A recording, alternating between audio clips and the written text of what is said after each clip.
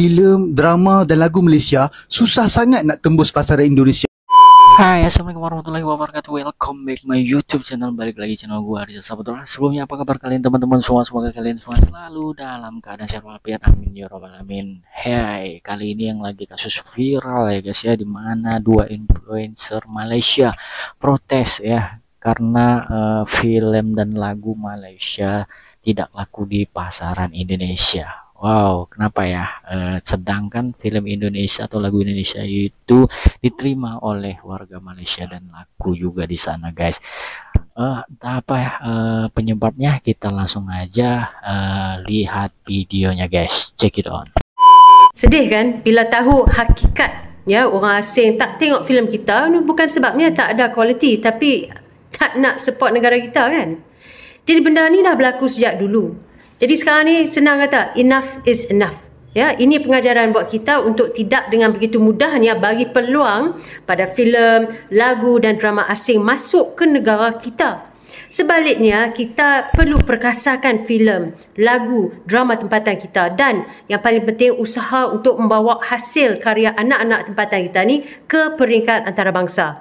Saya akan cuba bawa perkara ini dalam perbahasan saya di parlimen nanti.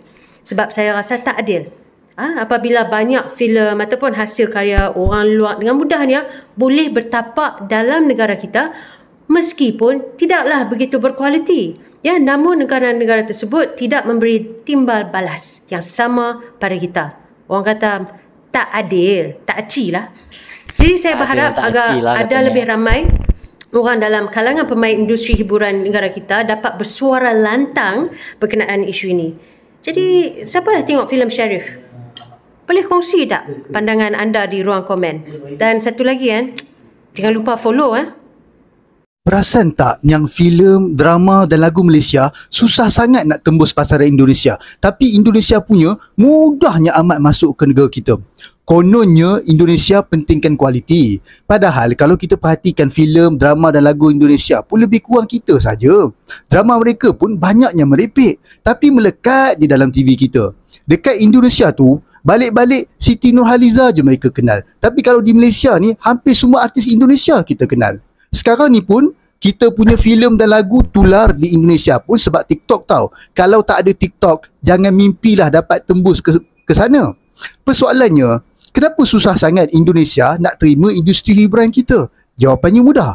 Pertama, Indonesia ada semangat nasionalisme yang tinggi, terutamanya apabila berhadapan dengan Malaysia. Mereka lihat kita ni sebagai saingan yang sengit. Jadi mereka takkan bagi ruang yang mudah untuk kita tembus pasaran negara mereka. Kedua, ada sebahagian orang kita yang sanggup beli bawa masuk filem dan lagu Indonesia ke sini sebab murah dan keuntungannya berlipat kali ganda. Jadi mereka tak kisah pun bab nak mengangkat industri hiburan kita, janji boleh buat duit. Ketiga, ketiadaan semangat patriotik apatah lagi nasionalisme dalam kalangan pemain industri hiburan negara.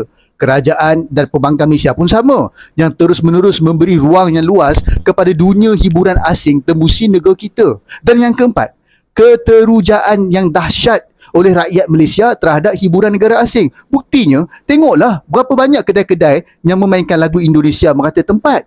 Para artis dan pemain industri hiburan negara kita ni harus melihat aspek-aspek ini supaya kita dapat tahu puncanya dan perbaikinya. Apa yang pasti, Indonesia hebat dalam strategi mereka dan Malaysia terus-menerus berada di bawah tapak kaki mereka dalam semua hal. Syabas Indonesia. Dan kepada Malaysia, terus sanjung filem dan lagu Indonesia ya. Kita terus bertolak ansur kerana kita berjiwa murni. Repost video ni kalau anda setuju dan jangan lupa follow sekali. Gila, gue benar-benar speechless, nggak habis pikir sama dari dua influencer netizen ini. Karena narasi Indonesia mereka itu mengenai ngeri dua banget. Jadi kalau influencer yang laki-laki ini yang masih mending ya, masih merasa agak baik. tidak Kalau adil yang ya perempuan ini dengan loh film yang Malaysia benar-benar nggak tembus Indonesia. Seakan-akan kita tuh nggak suka gitu sama orang Malaysia. Jadi mereka itu membahas hal yang sama dan narasinya tuh mirip. Intinya katanya film Malaysia itu nggak diterima sama masyarakat Indonesia karena nasionalisme. Padahal kita itu nonton kan Upin Ipin lah, Bobo Boy. Jadi intinya kalau kita suka, mau dari Thailand aja kita nonton, mau dari Thailand, mau dari Taiwan gitu.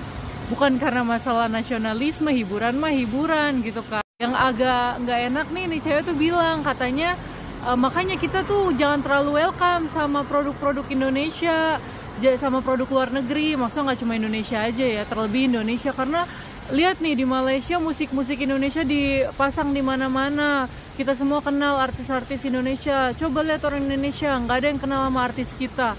Lah, ya karena kaliannya belum bikin sesuatu yang kami suka, bukan karena kami nggak suka sama kalian. Oke, itu balik Siti lagi Nurhaliza ke berapa kali bolak-balik konser di sukaannya. Indonesia.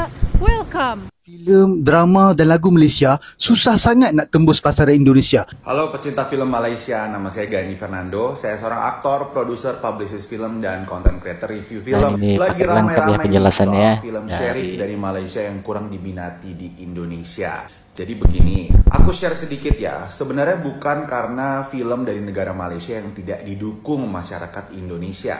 Bukan karena negaranya, tapi karena kontennya sendiri dan marketing filmnya itu sendiri.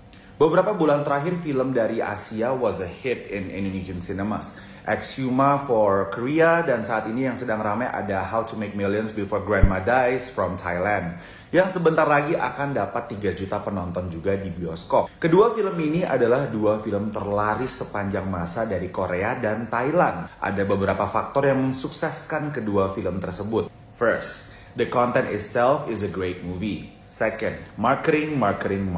Hiring KOLs, mempunyai publicist and distribution team yang bagus.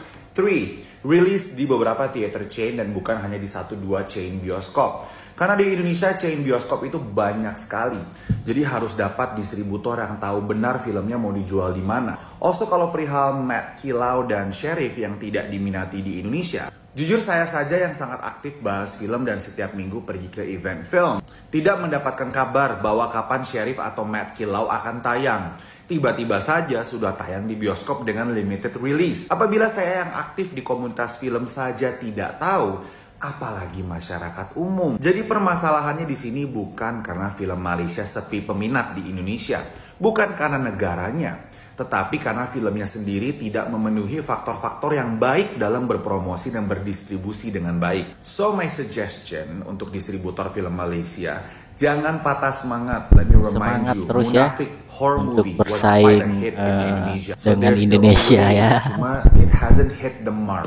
Siapa itu? Dan Banyak ya? yang paling penting usaha untuk membawa hasil karya anak-anak tempatan kita ni ke peringkat antarabangsa. Ibu ini ya emang menggebu-gebu Saya banget cuba gitu ya, membawakan dalam terkesan konser saya di parlimen nanti. memprovokator ya. Ini anggota parlemen ternyata. Film Malaysia nggak laku di Indonesia, malah kita yang dibilang tidak adil. Malah dibilang kita yang tidak support balik. Dia nggak tahu kali ya, banyak film Indonesia yang nggak laku di Indonesia Banyak, sendiri ya. gitu loh. Iya. Walaupun pemainnya aktor terkenal, artis terkenal, ya kalau nggak masuk pasarnya, ya gitu. Gimana mau laku di luar filmnya? Di negeri sendiri aja jarang peminatnya gitu loh. Padahal ada kok film Malaysia yang peminatnya banyak orang Indonesia. Salah satunya Upin Ipin. Seluruh Indonesia Benar nonton. kali. Saya Dari juga yang nonton kecil ya. sampai yang tua Betul suka betul. nonton. Itu animasi Jadi ya. intinya tuh gini, semua itu punya pasar gitu loh. Di negeri sendiri aja nggak laku, nggak ada peminatnya, gimana di negara orang lain? Jadi kalau mau misalnya ada film yang nggak laku di negara orang lain, ya jangan salahkan orang-orangnya gitu loh. Salahin di mana Terus ada kok strateginya beberapa ya film untuk menembus Malaysia pasar yang internasional sangat ya. booming di beberapa negara. Cuman sayangnya di Malaysianya sendiri ya, film itu nggak boleh ditayangin. Saran saya sih ya, coba deh pelajari S3 marketingnya orang Indonesia. The best banget Semangat dah. ya. Oke guys, wow, itu tadi kita ngeliat cuplikan video mengenai dua influencer Malaysia berkomentar tentang karya atau filmnya itu nggak bisa tembus pasar Indonesia. Benar kata content creator di bidang perfilman tadi ya, itu cara marketingnya ya, promosinya.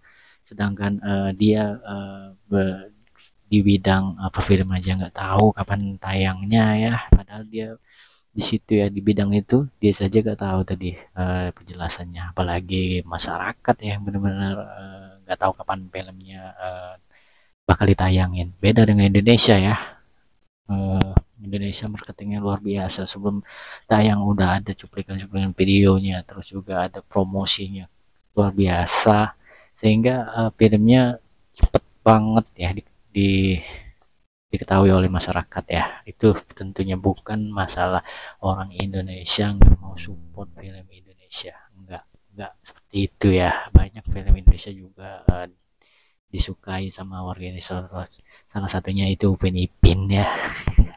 Oke, buat teman-teman cukup sekian lesson gua. Maaf jika ada salah kata saya. Wassalamualaikum warahmatullahi wabarakatuh.